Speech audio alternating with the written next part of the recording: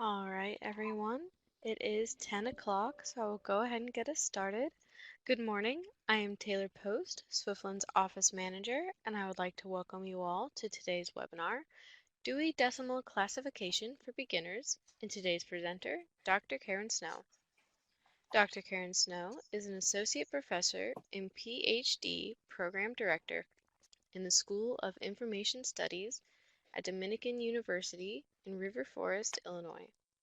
She previously worked as a cataloger in the Rare Book Room, University Archives, and the Technical Services Department at the University of North Texas. She currently teaches beginning and advanced cataloging courses at Dominican University, both face-to-face and online. Please welcome Dr. Karen Snow. All right, wonderful. Thank you, Taylor. I appreciate it. Everyone can hear me all right? Everyone good? All right, good morning. Wonderful. Good morning. I have just like the tiny little chat window here, so I'll be paying attention to that as we move along here this morning. So please feel free to type any questions or comments that you have. I'll be monitoring that throughout. So, all right.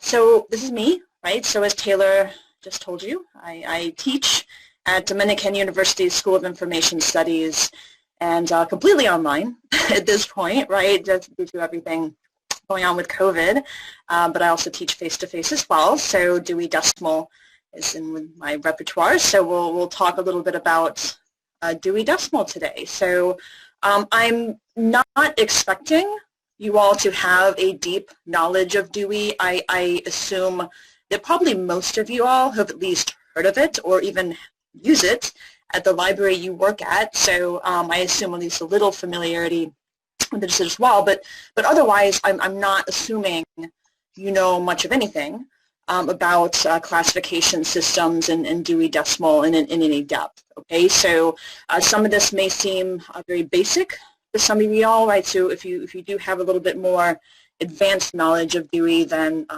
hopefully this will still be interesting and a good refresher. And as I said, I'm happy to take any questions that you have along the way. And if we need any like advanced sessions on Dewey, just let Swiftland know, and we can try to get that scheduled. But otherwise, I just want to make sure that you all understand, what is classification? Like, what is its purpose?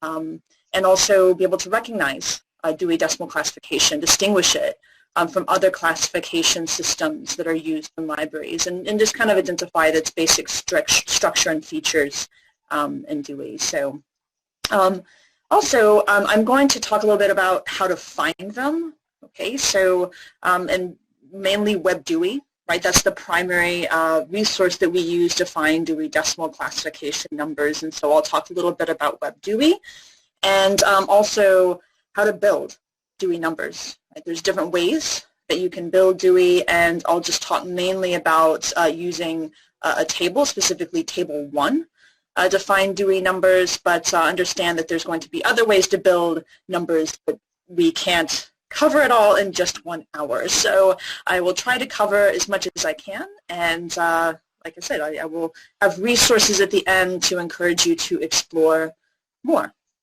All right, so let's get started. Okay, so first of all, whoops, my thing's kind of a little bit messed up there, but anyway, so I want to first talk about, what is classification? Let's put this in context, like what is going on here, like what is Dewey and what does it do? So, so first of all, classification in general, if we're talking about it, is a process. It's a process of fitting a resource into a predetermined hierarchy of concepts and then assigning notation that represents the resources topic, okay, at the very basic level, okay? So this, predetermined hierarchy of concepts, it's not something that's necessarily natural. It is artificial that we design, and it may not be an organization that we all agree on necessarily, right? So I think we may be able to agree that there might not be a perfect organizational system, but we'll talk about Dewey. It's been around for quite some time, but it's something that it's been used frequently, and so we're kind of used to that organization, but there's many different ways that we can organize a collection as well, just so you know. But in classification, at least in library classification, it does, double duty, right, of kind of putting things in context as well as this assigning notation. And the notation that we see on our materials is going to be like typically numbers, right, just numbers, or like a number letter combination, so numeric or alphanumeric, okay? And like I said, this notation brings together or collocates works on the same topic, okay? So this notation, it's not assigned randomly, or I hope it's not assigned randomly, but we use these classification systems to determine a notation to kind of bring together works on a similar topic. And then in addition to that, there we go, provides a physical or virtual address for the resource. So unlike subject headings, for example, where we can have multiple subject headings and so forth, the classification notation provides like an address so that we have a place to put it on the shelf either physically or perhaps put it in context virtually, because you can certainly assign a classification number to a virtual digital resource. But yeah, it does place some limitations on how many classification numbers you can assign. You can certainly assign as many classification numbers as you want, but you can only typically have like one item that you put on the shelf. Okay. So with that said, the most popular classification systems in the United States are Dewey, of course, what we're talking about today, short DDC. That contains only numbers in the class number. Sometimes there is a decimal point, sometimes not. Okay, so even though it's the Dewey decimal classification, it's not required to have the decimal point. Well,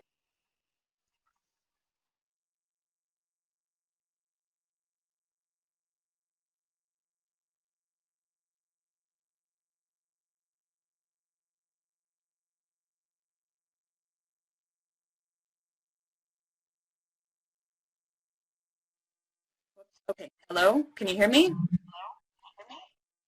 Okay, okay, good. I'm not sure what happened there.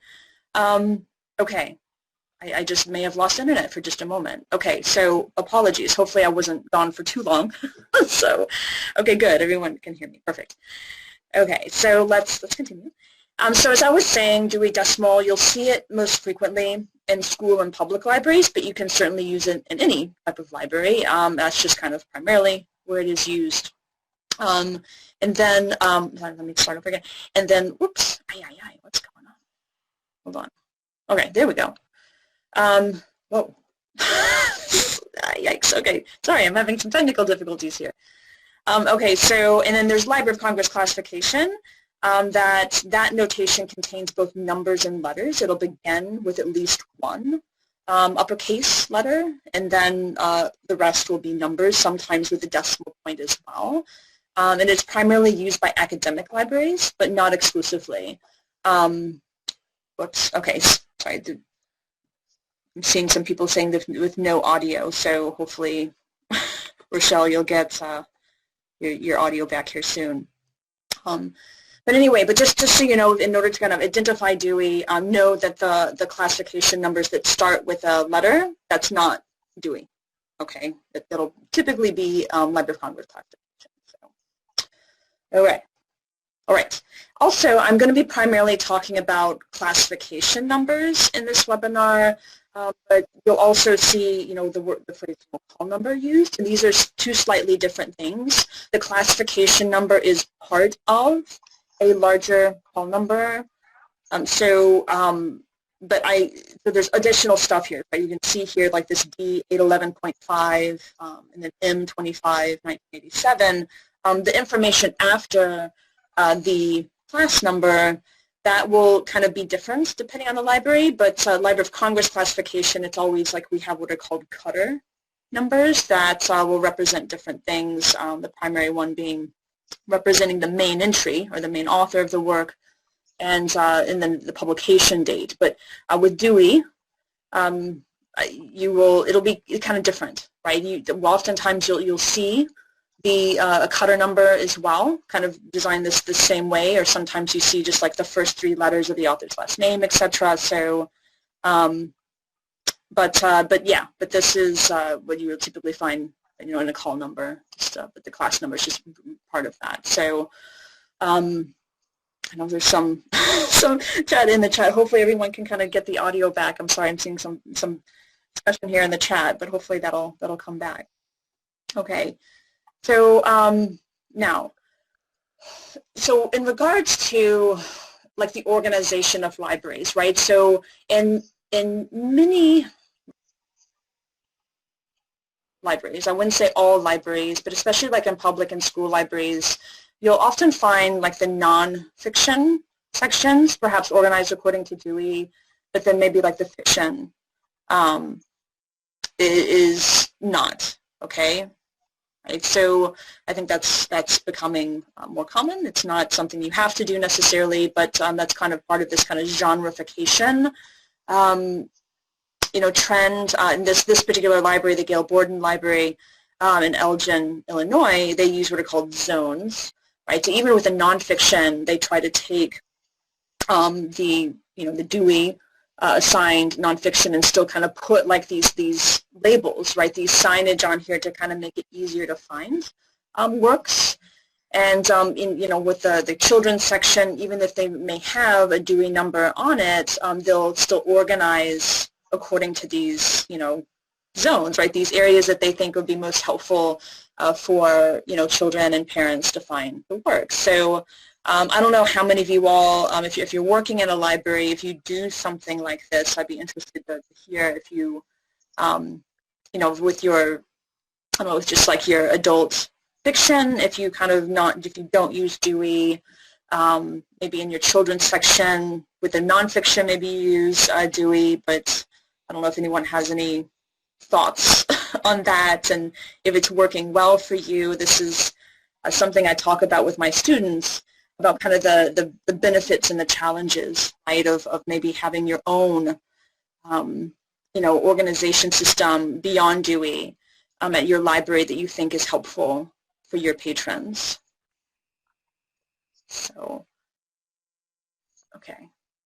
okay, so Sharon, you're saying you use the signs along with the Dewey, okay, which I think that's good, right? I mean, I think that's really helpful. I mean, because we can't expect all of our patrons to have an in-depth knowledge of Dewey, and just having those big signs can kind of help guide them to where they need to be. Good.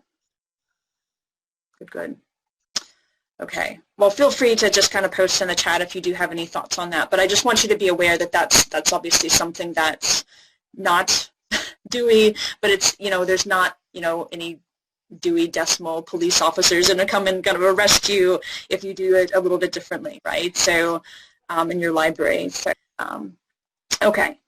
All right. And so as I said before, it's not uncommon if you just, create your own call numbers, especially for like the fiction works. You're going to have something like this for like SCH or something on the call numbers, which were just like fiction or mystery or whatever. And it may result in quite a few works having perhaps the same or very similar call numbers. This is something that in Library of Congress classification we try to avoid as much as possible, having call numbers that are the same. And depending on your library, this may or may not be an issue. But ideally, it's good to have call numbers that are different, right? So it's easier to find. So it's easier to find a resource if they're not using class numbers, or if you're using class numbers but using these similar cutters, these terms, right? The first 3 letters of the author's last name, for example. So this may be done in different ways. It just kind of depends on what's best for your library. But let me just kind of provide just a little bit of background here. So, because now I'm going to kind of move into looking at Dewey Decimal specifically. But in order to understand, why this system was created and why it is the way it is, it's kind of helpful to have this kind of historical context, because really before the 20th century, there wasn't a classification system like Dewey. For the most part, libraries organize their collections according to what's called a fixed location system, where materials were organized into broad categories, and then each item was numbered within that category sequentially as it was acquired. Okay, so they didn't really have the call numbers that we have today. So, and they were organized primarily by where they were on the shelf. So they had fixed places on the shelf, and as collections just grew too large for the space, each item would have to be reclassified. Okay, if you base your organizational system on kind of where the item is physically on the shelf, that can be problematic as your system collection grows, obviously. So over time, and once again, as library collections grew, one person in particular said he was fed up with this fixed location system. We need a system, he says, to allow us to have a call number that can be assigned to a work and does not necessarily need to be changed based upon its physical location on the shelf. And that's Melville Dewey, who created the Dewey Decimal Classification System when he was just a student at Amherst College in Amherst, Massachusetts in the 1870s. And he called this new way of organizing library collections a relative location system, because it, once again, can have a permanent address, each item, that can be used at any library, regardless of where it sits on the shelf. It's relative, where it sits is relative to other items that's in the collection. So, and so the first edition of Dewey came out in 1876. And here's just a screenshot of the title page, and here the Dewey Decimal Classification at the time, which I'm sorry, it's kind of tiny. But I put the link here. You can actually find this on Google Books. You can access it free of charge on Google Books. And it was called the Classification and Subject Index for Cataloging and Arranging the Books and Pamphlets of a Library. That's what it was called. It wasn't called Dewey Decimal Classification. But if you can squint a little bit on the right-hand side and look at the divisions, it's very similar, right? It's very similar to how it is now, quite frankly, with these, the 10 classes here, starting with 0. Actually, it wasn't 0, 0, 0. It's just 0. That's kind of his generalities class, and you can see here there's no label next to it. It was just kind of whatever, whatever you want to throw in there. But otherwise, yeah, the main classes have apparently been, the same. One difference you may notice if you are familiar with Dewey is the 600, which is now like technology or the applied sciences.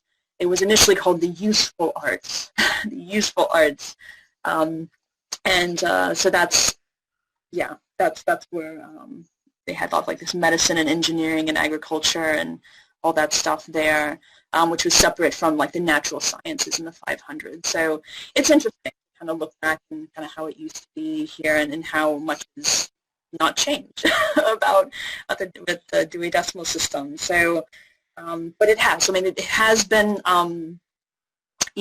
revised over the years. I'll talk a little bit more about that. But just so you know, Melville Dewey, who can be a controversial figure in library and information science, because he wasn't, the most appropriate guy in the world.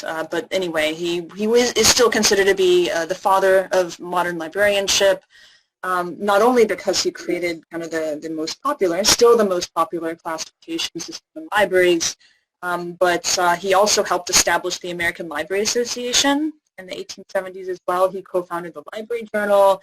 He founded the first library school in the United States, at Columbia College School of Library Economy. So he did a lot. I mean, no one can really necessarily disagree that he did a lot to professionalize librarianship in the 19th century. He also did a lot more beyond. He was a supporter of what's called the spelling reform movement, as well as other reform movements to get, using metric in the United States as well. But that's why sometimes you'll see his name spelled different ways. He was born, Melville, like Melville, Dewey, but he's primarily known as just Melville, Dewey. At one point, he even changed his last name to just Dui, because the spelling reform movement is all about making spelling more simple, right? You're going to spell the words, the English words that we say as we say them, as opposed to having all these additional letters in there. It's more efficient, he would say, to kind of spell it more simplistically. So, but he didn't stick with the DUI, so we'll go there. Anyway, but he's yeah, interesting figure. So let's talk about his classification system, shall we? Move beyond the man and look at his classification system. 10 main classes. This is the one that we're most familiar with now. Organized primarily by discipline, okay, not by subject necessarily, okay, by discipline, starting with general knowledge in the 000s up until the 900s, history and geography. And so what do I mean by that, by the discipline?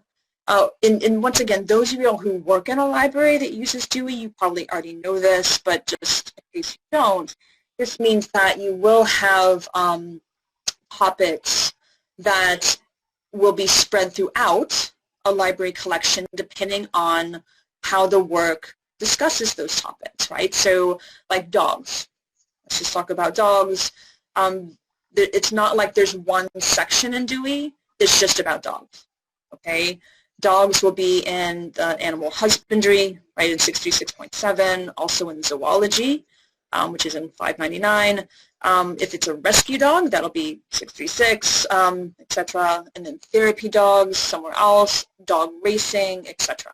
Okay, so this can be kind of a source of frustration and confusion for both librarians and for patrons. In fact, there are some libraries who just have kind of decided to, maybe just kind of stick with the Dewey number, but just kind of then bring together, on the shelf at least, topics, all the works on a similar topic, despite the class number on the shelf. But I mean, that's obviously up to the individual library.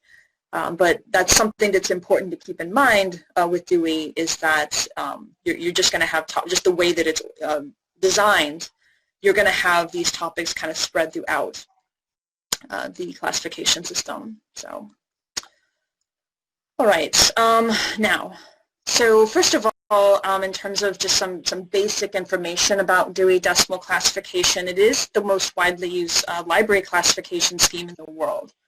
Right? So it's regularly revised, usually every 7 to 10 years, but now that it's primarily updated through Web Dewey, they do updates a lot more often than that. This schedule was more applicable when Dewey was still primarily in print. Okay. It's currently owned by OCLC, just so you know, but the development and maintenance of Dewey occurs within their Dewey editorial office at the Library of Congress, where it has resided since 1920. And the current unabridged edition is the 23rd.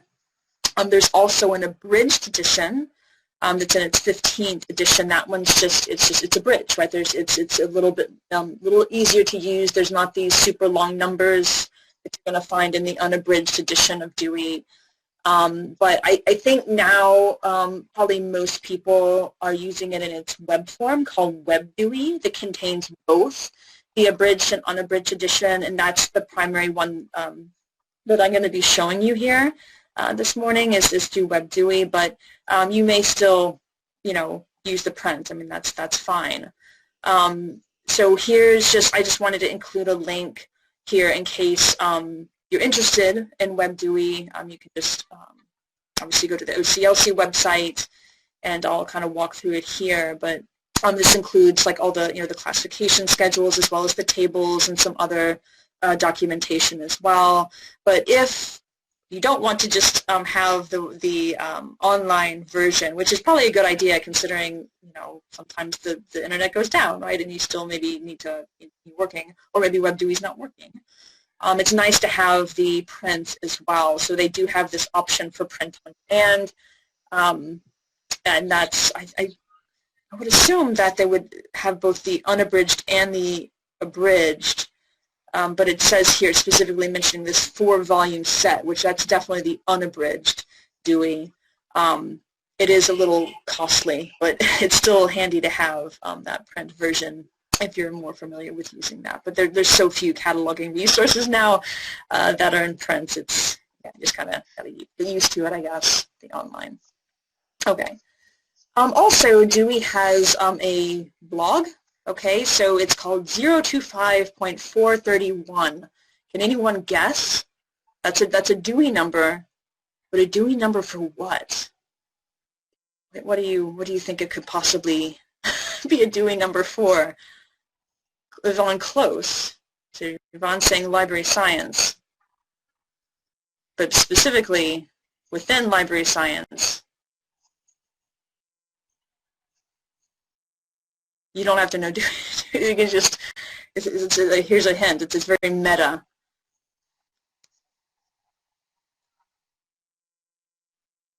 Oh, we're getting close. Pamela with information. Elizabeth, exactly. It's the Dewey Decimal Classification number for Dewey Decimal Classification. So, yes, very meta. Very good. Sparkle points for you. But you all, others, Yvonne and Pamela, you're very close. So I do recommend this just because it is, especially like the Dewey editors also contribute to this. It just kind of gives you some updated information about what's going on in Dewey world. So I just wanted to kind of point this out because it's always formative. So, all right.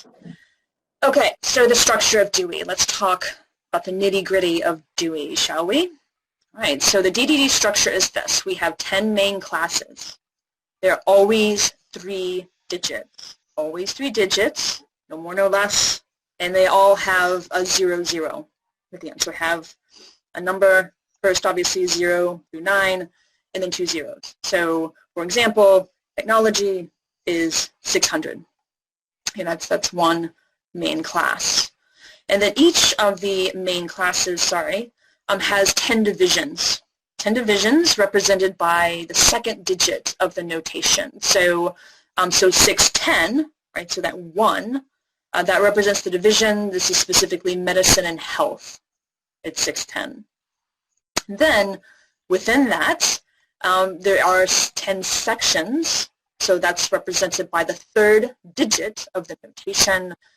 So the 616, 6 represents diseases within medicine and health, within technology.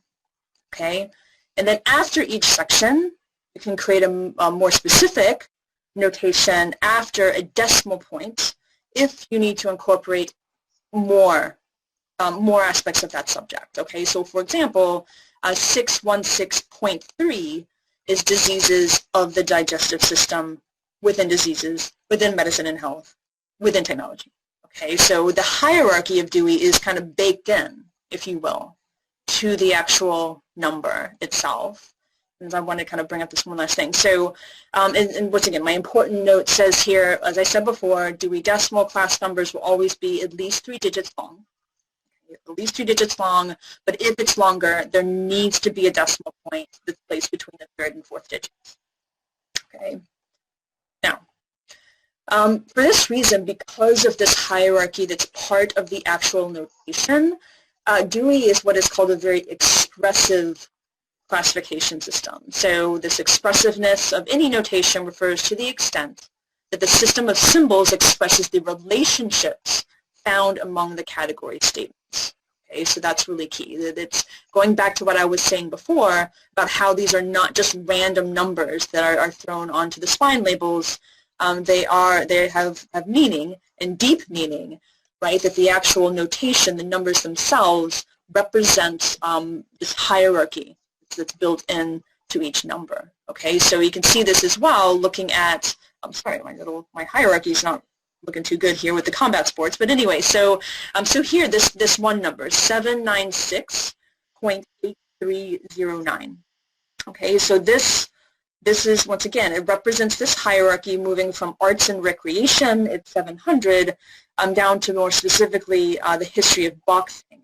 It's, that's represented by the 796.8309, and the longer the number, the deeper you go into that hierarchy, the more specific you get. And this is kind of one of the complaints that people have about Dewey, is that in order to be really specific about a particular topic, the longer the number has to be, which can be problematic to fit on spine labels, and it's just a lot of numbers, right? So that's why the abridged Dewey is kind of desirable, but also I don't know about you all, if you work at a library where you have a policy where you don't accept Dewey numbers, or you don't create Dewey numbers that are longer than maybe let's say 2, 3, 4 digits. Okay, I don't know if anybody has any policy like that, but I mean, there's nothing inherently wrong with that. Okay, so Yvonne, you limit to 4 numbers after the decimal. Yeah. Okay. And like I said, there's nothing inherently wrong with a policy like that, but you do have to be very careful when you do, because you have to make sure that you know kind of where it's appropriate to stop. Okay, so let's just say, so good. So Katie, you limit to 3. Thank you. I'm glad that someone has brought that up. So let's look at the history of boxing one, right? So if you limit to 3, and you just decide, okay, we're just going to lop my number off. I'm going to cut it off after the 0. Okay, we're going to, so it'll just be 796.830. Right, so Yvonne, that's a no-no in Dewey. It's because, okay, good. Okay, I'm sorry, I didn't mean to assume and suggest that you would do that, but, sometimes if you don't, if someone maybe who is doing some copy cataloging or creating Dewey numbers who's not necessarily familiar with the rules, right, with Dewey, they may end up kind of creating a nonsense number, right, because that 796.830, that has no meaning. It's the 09 that means history. Okay, so you can't really separate that 0 from the 9. So if you do decide to make it shorter, right, to abbreviate that, it's best just to stop at 83. Okay, so just leave off the 09. So Dennis, where would Native American information be at 3 decimal place? That's a great question. I don't know the exact answer for you off the top of my head, but you can email me if you want, and we can talk about that. But I don't really know for certain, unless someone else here in the webinar knows the answer to that. Feel free to answer Dennis. But anyway, I mean, my point being is that you just have to be mindful, right, when you do decide to shorten Dewey numbers, that you're kind of shortening them in a way that makes sense within, the classification within the structure. Okay, so all right, because Dewey is a system where there's a lot of built numbers, so it kind of happens kind of frequently. You get these long numbers. Okay, so Dewey has many advantages. Okay, I'm going to talk a little bit about advantages and disadvantages here. One of the advantages is obviously is the first classification scheme to use this concept of relative location to organize materials on the shelf. So it's been around a while, and and so therefore it's just kind of infused into many libraries for that reason, because it was the first.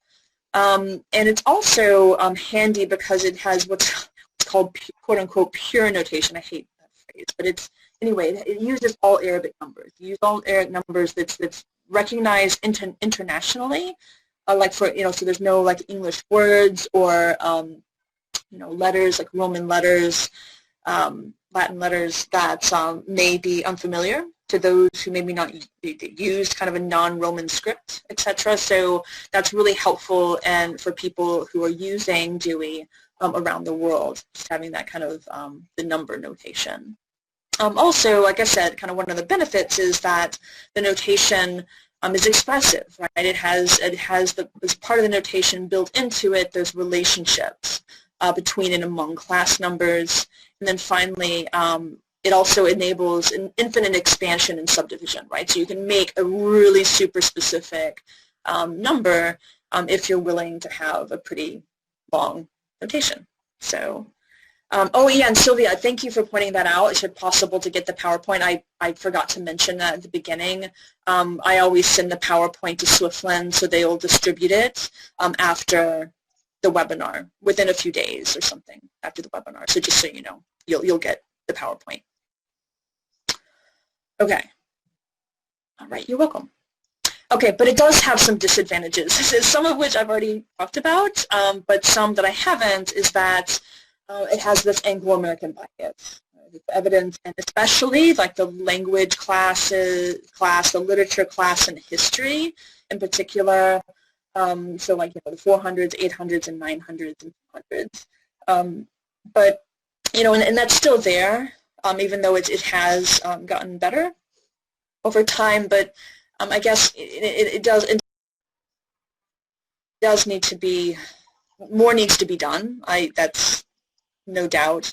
But kind of keeping in mind that if you think about the context, the historical context in which the decimal system was created, Dewey, being a very practical man, really wanted a system that best represented what libraries were actually collecting. And so I think a lot of this, like with Dewey, it really just kind of reflects more of our collection practices, in addition to kind of this bias, this Anglo-American bias. And I think that still is the case to a certain extent, right? But we're, totally getting better about that. So I think Dewey is over time going to be changing along with the times. Also, some related disciplines are separated in ways that are kind of maybe a little bit confusing for us now. Like, so for example, having like language and literature separated, having like social science separated from history, for example. So sometimes you may end up getting, some things that seem like they should be similar and close together on the shelf, but are just classed differently because of this separation. Oops, hold on. Also, oops, what's going on there? There we go. Hold on. Yikes. Sorry. Yeah. My slides are going right nuts here. Hold on. I can't get back to my slide. Anyway, okay, I'll just kind of keep going. For some reason, it's not wanting to go back. I don't know why. Oh yeah, okay, so, and then I just wanted to point out that there's different rates of growth for some disciplines that has resulted in an uneven structure. So once again, those of you all who work with Dewey, you've probably noticed this, is that like, especially like the social science, the 300 class, it's just really, really crowded with things, because over time more and more has been kind of shoved into that particular class, as well as the technology class. And so, if you don't have like a robust collection on certain topics, you may end up finding certain books on the shelf next to other books that seem just completely unrelated. So that can be kind of problematic and confusing, understandably. Also, we've already talked about how specificity results in long numbers, which can be awkward for shelving on spine labels, and also just keeping up, right? Keeping up with, because I said, Dewey has been revised over the years, so this can create practical problems if you need to like reclassify, relabel, reshelve, and so Dewey, from the very early times, right, of Dewey, he insisted on what are called the integrity of numbers as much as possible, where as part of this idea is to not just, keep changing Dewey numbers just for the sake of changing things, just like every, on a too frequent basis, just because it does create these practical problems where you're just like in a constant state of having to like reclass things and relabel things. And so he wanted as much as possible to kind of make these changes very slowly in the decimal classification. So it does seem at times that our classification systems are a little behind the times, but that was kind of the design ultimately, at the very beginning of this, so that people working in libraries they don't keep getting work piled on them, having to keep changing the class numbers. Okay, so anyway, so there's various disadvantages there, but we have Dewey. We'll probably continue to use Dewey for the foreseeable future. So let's learn a little bit more about Dewey, particularly within Web Dewey. Okay, so this is, all this information that's in WebDewey. It's also in the print, but yeah, I would just assume that many of you all, if you're going to use Dewey, it'll probably be used on that WebDewey. So you can see on the left of this, if we ever see as the big search box in the middle of the screen, and then on the left is the Dewey 23rd edition. That's our unabridged, and then the abridged on the right. And like I said, this is just the main page of WebDewey here that you should see once you log in. Through my account, I actually have to go through OCLC connection, but you can get an account that you can just go directly. I don't know how you all do it, but this is just the main page. And I wanted to kind of point out a few things. I'm just going to really focus on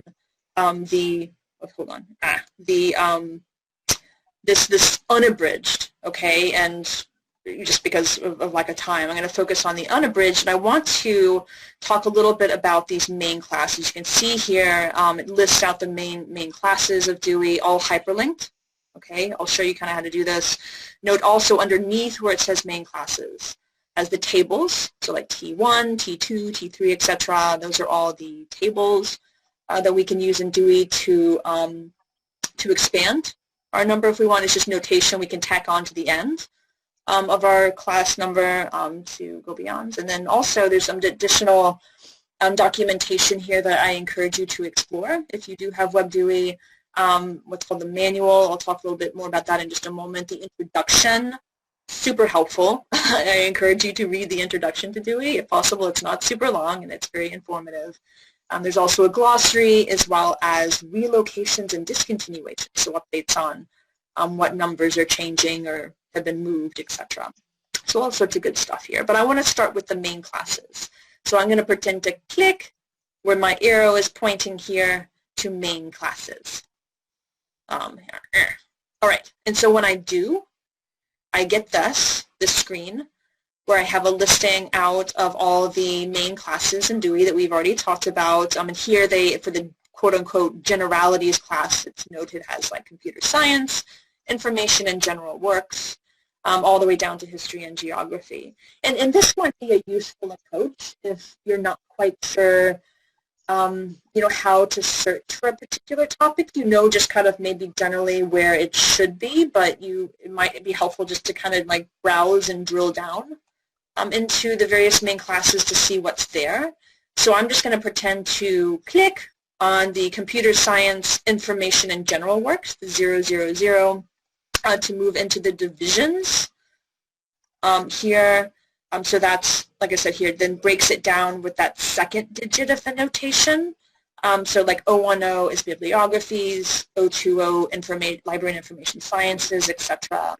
And you can see how you can also click on the hyperlinks there. Okay, for each of these, if you're interested in looking at, like, let's say manuscripts and rare books, 090. So let's pretend to click on that, and that brings up these sections. Why is this not bringing up my, come on, there are my sections. There you are. Okay. So, and then remember the sections being like the third digit of the notation. So if I want to, if I have a book that's on printed books, that's 094, etc., and we can just kind of keep going, right? So that can be helpful sometimes if you're just trying to get the lay of the land of various topics and trying to figure out what to assign to a particular resource. All right. Otherwise, if you don't want to go through those motions of browsing through the various classes, you can just go directly into the schedules by searching. So here on this main page in the middle of the screen, you can type in whatever you're looking for. I'm going to type in toys. Type in toys for fun, and then just click search. And when you do, this will search all of WebDewey. So it'll produce results that contain the word toys anywhere in the entry. Okay, anywhere in the entry, so it can be a little overwhelming and perhaps even confusing if you're not sure, why toys is coming up under these, right? So like, for example, the 6th entry here, product hazards, right? So we can probably use our imagination here to think of, toys being a product hazard, but it's not like the word toys is there, right? So you do sometimes have to kind of, be a bit more specific about where you're looking for. I have to kind of click through to find things there. But I also want to point out that that little orange puzzle piece that you see, there's 3 of them on the screen right now for the entries 1, 3, and 8, in case you were wondering what's going on with that.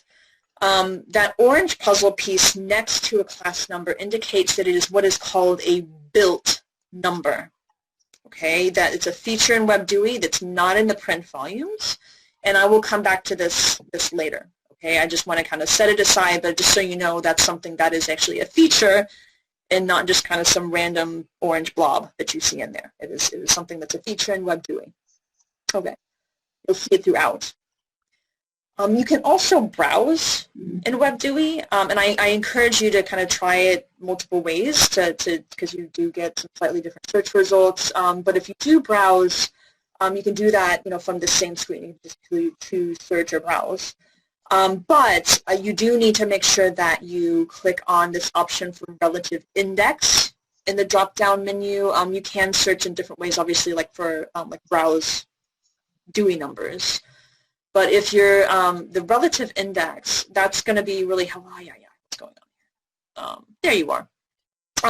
The relative index, which in the print Dewey is like a separate volume. It's like the 4th volume of Dewey. It has subject terms that are arranged alphabetically, and that they link the terms to the disciplines in which they appear in the schedule. So if you remember back when I was talking about dogs, remember like many slides ago, you can look up dogs in the relative index, and it'll have like a little handy way of saying, okay, well, dogs is here within this this topic, this specific topic, and it kind of lists out all the numbers that are associated with dogs throughout the Dewey schedules. And so I do find the relative index to be extremely helpful, especially if you do have a topic that can be just like in many different places throughout the classification schedules.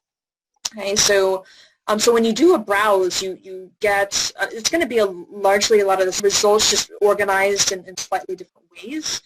Here, if you browse the relative index, it'll return results with the chosen term or terms in alphabetical order, okay, surrounded by other entries within the relative index, with their kind of on the left, and then the number associated with each on the right. Okay, so yes. So once again, I recommend just kind of trying to like browse and search your topic if you're not finding kind of what you're looking for, because it kind of can be helpful to kind of look at it both ways. All right, so you can actually then click, right? Click on each entry that's hyperlinked. So I'm just going to pretend to click on 790.133 for toys just by itself, just so we can see what an entry looks like in WebDewey. And this is something that is the hierarchy that you see in the upper left-hand corner. That's something unique to WebDewey. That's not something you'll see in the print volumes. You just kind of have to imagine that in the print volumes, kind of the hierarchy there, which I think is helpful to know where that topic is within kind of the larger context. So it's technically play with toys is 790.133. And so once again, if you're trying to determine should I have my toy book classed here or somewhere else, kind of knowing that context is really helpful. And just by the way, the organization of your screen, if you're looking at this on your screen, may look a little different than mine. Has these little sections, if you will, on WebDewey that can kind of be moved around. And so I kind of move mine around so we can fit all of this on one screen. But it should all still be the same information, even if it's organized a little different on your screen. Okay. Dewey also is, in my opinion, a little bit more helpful than Library of Congress classification in the sense that it gives a bit more information at each entry about this topic. Like, for example, it has the notes And, it says like including electronic trains, and then kind of suggestions for where you might want to look elsewhere. So it says here, for play with a specific toy not provided for here, see the actual toy, etc. Right? So it does give some guidance that is appreciated. So I encourage you to make sure you pay close attention to those notes, and also perhaps like if there's a history associated with that particular class number. So like here it has like model racing cars relocated to the 796156, okay, and actually the actual edition where it happened. So that's super helpful. But one thing, some features of the system that you need to be aware of, just FYI, is that, as I said before, about the decimal point, right, that it's in there. But one thing to keep in mind, though, is that all digits in Dewey, they're treated as decimal fractions, with the decimal point serving as a psychological pause between the third and fourth digit. So this is not actually meant to be an actual decimal number. It's actually considered to be a psychological pause between the third and fourth digits. Also, something that you'll notice if you use the print version of Dewey is that if the class number extends beyond 6 digits, the remaining digits are printed in groups of 3 with a space between each group, but they want you to know that the spaces have no meaning. It's just, once again, for better readability, human readability, to do that. So just so you know, in case you use the prints, that's something that happens. Also, at various levels in the schedules and tables, there are many class numbers that are enclosed in square brackets, and any number enclosed in square brackets is not valid and should not be used. Okay, and I'm just going to kind of speed through these really quick just because I realize I'm running out of time here and I want to make sure I get to table 1. But just so you know that you don't want to use whatever is in square brackets for a variety of reasons. Either it's just not assigned, or it's just no longer assigned. It's been, that topic's relocated, etc. So there's different bracketed number explanations here. So for example, like it never was assigned, or it's currently unassigned, etc. You'll see this throughout, but the main point being is just make sure that you don't use it. Okay, make sure you don't use it. They're vacated numbers, etc., etc. So just continue numbers. I'm going to skip through here, but this is a little different than, or it is different from the numbers in parentheses. You may also see these at certain places in the schedule. Options are provided for users whose needs are not met by the standard notation. Okay, so if you do find numbers that are in parentheses, these are optional, so you don't have to use these, but they are helpful if you do have a collection of resources that where you want to emphasize because it has local importance. Okay, but they're not part of the standard notation. It says here if you don't want to use this, it says prefer this instead. Okay, so this is a little different than those square brackets, right? A little different. Okay, so I also wanted to point out the manual. Okay, you'll see this. You can actually just go directly to the manual from the Web Dewey homepage. I pointed out that link, but frequently you're going to find, especially on these notes sections in Dewey, is that it'll have these entries like see manual here, and it's hyperlinked. So you can go directly to the manual by clicking on that hyperlink. If you are in a situation where multiple class numbers could possibly apply. Okay, so the manual, it just gives advice on classifying in difficult areas, but it's not exhaustive. It's not going to have entries for every single class number. It's just going to have entries for the ones that tend to be a little bit more either controversial or complex. So I encourage you to use that. It's arranged by Dewey numbers, starting with the tables. Okay, so it has actually information about the tables as well, and it helps you kind of figure out what to choose if there are if you're conflicted in choosing between two numbers. So and like often the manual is referenced within the schedules and tables themselves. So just kind of be on the lookout for those. Okay. Also, and here we go. I just wanted to point out you can just go to it directly from the main page as well. Okay.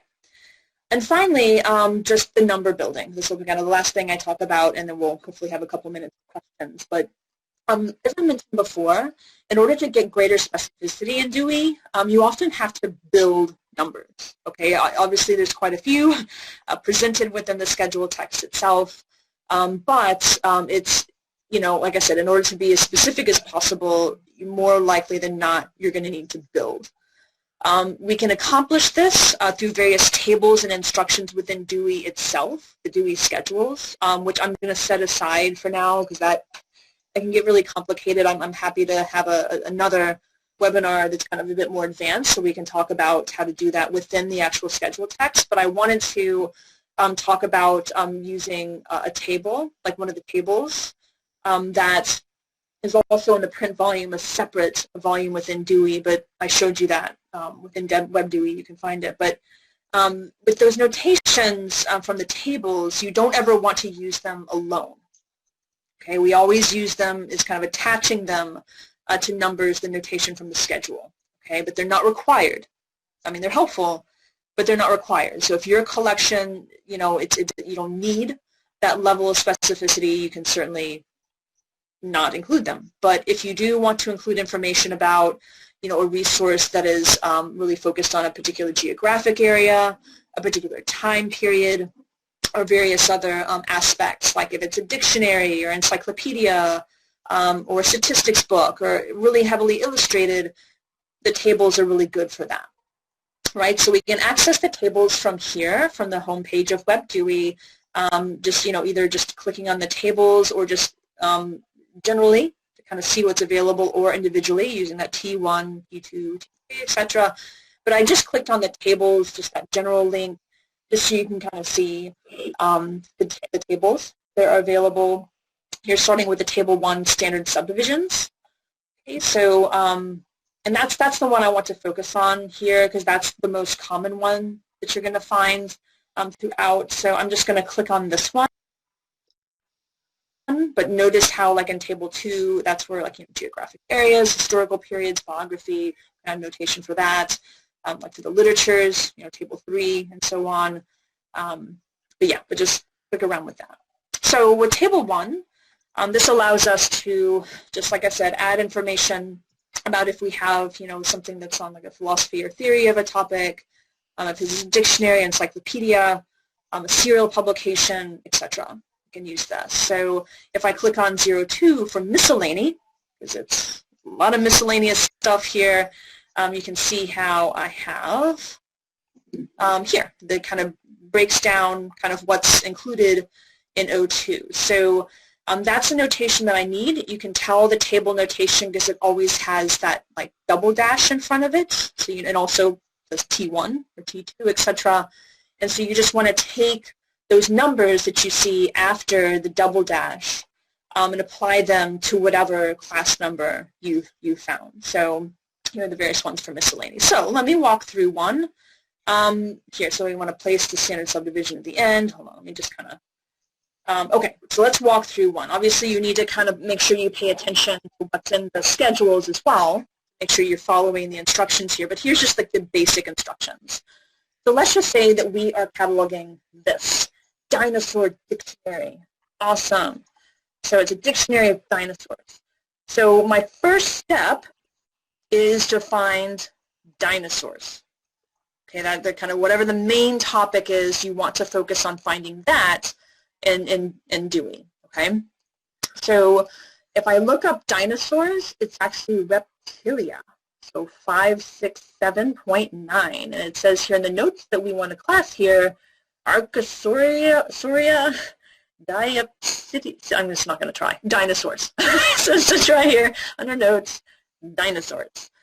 And you can see here underneath where it says, you know, 5767.9, it has some already built numbers as well. So it has one for like, you know, dinosaurs encyclopedias and, you know, dinosaurs Australia, etc. So that's where the puzzle piece comes from, right? It's already built for you. Yay. That's a feature of WebDewey that we don't have in the print volumes. You have to do everything yourself in the print volumes. So what I want to do is I want to take that 567.9, okay, so that's from the schedule, that represents dinosaurs, and I want to make sure that I can include something from the Table 1 standard subdivisions to make it clear that it is a dictionary. And so you can see here for T103, dictionaries, encyclopedias, and concordances. So 03, just like the encyclopedias, like from the entry. And I want to take that 03 and I just place it at the end. Right, so 567.903, and that then means dinosaur dictionary. Okay, so and that's really all there is to it for the most part. There's obviously going to be some exceptions to this rule that you have to pay attention to in the scheduled text, and you can't just also add a bunch of standard subdivisions on. There's certain rules about that as well. But yeah, that's the basics of using Table 1. It's fairly straightforward in most cases, but all right. And I was just going to kind of point out some other things here, but I could probably figure that out, that you can find when you do a search or browse that you know, the T whatever, T1, T2, etc. that'll be also in the search results. You know, then obviously the, oh, come on, what's going on here? Come on. Adobe Connect is just messing with me now. So, trying to move forward and it's not letting me. Hold on. Then obviously the puzzle pieces being the built numbers that you see here, and then also I wanted to point out the manual also pops up in the search and browse. Sorry, I'm trying to move forward. It's not letting me. There we go. Come on. Oh, okay. Having some technical difficulties here. Adobe Connect is being just very naughty today. Ah, come on. Oh my goodness. How do I? I can't make it move forward. Taylor? Oh, really? Okay, good. I'm hoping it's not me. It's being very naughty today. Okay, I'm almost done. I just wanted to kind of point out some additional resources for you, but if you need to go, then go. Library Juice Academy has a course that you can take, Dewey Decimal Classification, if you need a bit more in-depth instruction on Dewey. It does cost money, but I've taken these classes myself, and they've always been really good, so I encourage you to look into.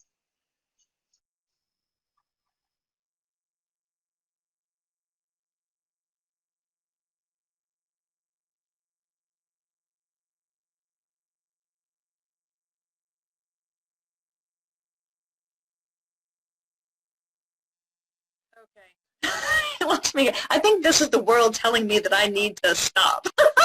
So anyway, well, Swiftlet will send you these, so obviously if you do have any questions on the slides that I was not able to get to, you will have the PowerPoint. So email me if you need any further instructions. But otherwise, I will hopefully see you again. I have many other webinars scheduled. So, like, for example, what is cataloging ethics coming up in December? I'd love to see you at that one. I love talking about cataloging ethics. So, and otherwise, subject headings are also a topic for next year. Anyway, but yeah, so Anna, let me put back the previous slide. Sorry, my email address is also getting a little wonky here, but just email me. That should be ksnow@dom.edu, not just ed. Please email me if you do have any questions. I appreciate your attention here today, and I apologize for the technical difficulties. Deb, thank you for sticking with me. I know this has been a difficult one, but thank you. Awesome job. So Taylor. Thank you, Karen, for hosting our webinar this morning. Attendees, if you enjoyed this webinar, we ask that you join us on December 2nd for Dr. Karen Snow's next webinar, What is Cataloging Ethics? As always, we encourage you to keep an eye on the Swiftland CE calendar, the Swiftland Facebook page, or your message from the listserv. Thank you everyone for attending, and have a great rest of your day. All right. Thanks, Taylor. Thank you, Karen. Thank you, Deb.